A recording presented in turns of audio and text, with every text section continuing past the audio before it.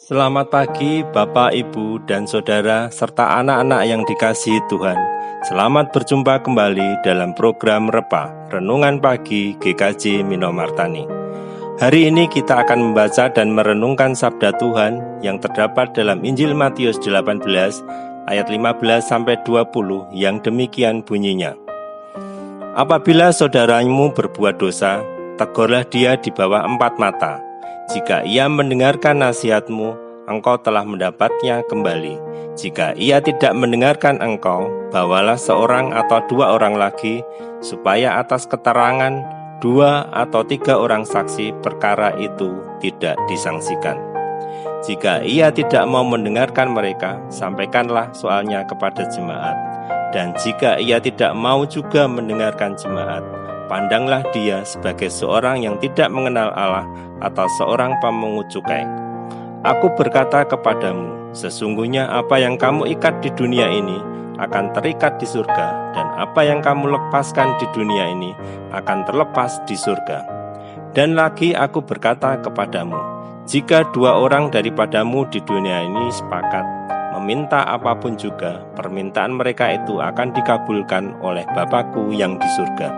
Sebab di mana 2 atau 3 orang berkumpul dalam nama-Ku, di situ Aku ada di tengah-tengah mereka. Tema renungan hari ini adalah saling mengingatkan. Bapak, Ibu, dan Saudara yang terkasih, ada sebuah cerita demikian.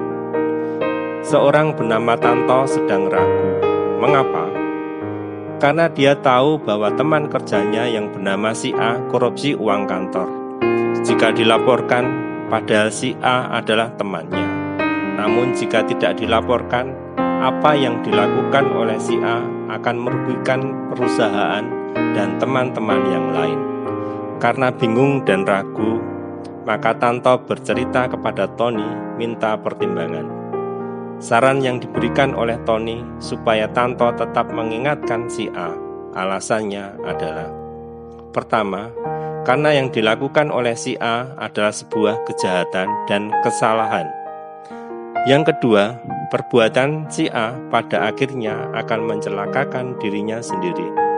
Tony menegaskan jika Tanto mengasihi si A, maka Tanto jangan berdiam saja. Caranya bagaimana? Yaitu dengan bercakap 4 mata.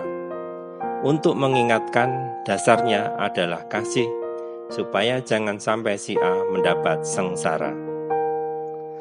Menjadi baik jika mau diingatkan, namun jika tidak mau diingatkan, nanti lama-lama akan ketahuan sendiri dan sudah menjadi tanggung jawabnya sendiri. Bapak, Ibu, dan Saudara yang terkasih, Tuhan Yesus bersabda bahwa para murid memiliki tanggung jawab mengingatkan sesama yang bersalah. Caranya adalah pertama-tama dilakukan dengan 4 mata tanpa ada orang lain tahu. Namun jika saudaranya tidak mau, baru mengajak 1 atau 2 orang lagi untuk menjadi saksi, supaya permasalahannya bisa tuntas.